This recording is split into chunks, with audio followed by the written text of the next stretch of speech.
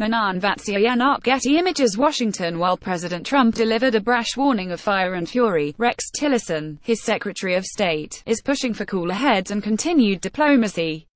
The belligerent message from an American president was meant to match the aggressive, at times ridiculous, rhetoric of the North Korean state. According to Tillerson, what the president was doing was sending a strong message to North Korea in a language that Kim Jong-un would understand, Tillerson told reporters as he traveled back from Southeast Asia.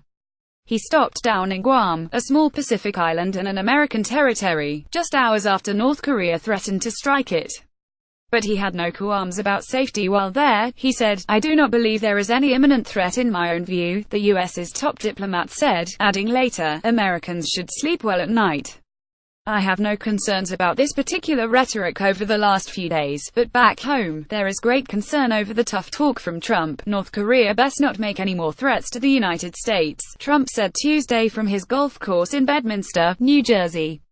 "They will be met with fire, fury, and, frankly, power, the likes of which this world has never seen before, whether intentional or not." Those remarks escalated the back and forth between the US and North Korea, hours after reports emerged that North Korea may have developed the technology to miniaturize a nuclear warhead and fit it onto a ballistic missile.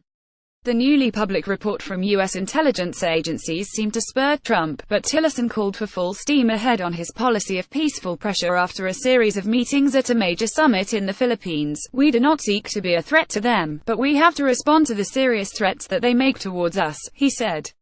At the Association of Southeast Asian Nations gathering, Tillerson said the U.S. had success in pushing for increased isolation of North Korea, including the full implementation of new United Nations sanctions.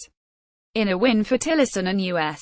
Ambassador to the UN Nikki Haley, the UN Security Council voted Saturday to add new sanctions against North Korea, targeting its export revenue sources. Copyright 2017, ABC Radio. All rights reserved.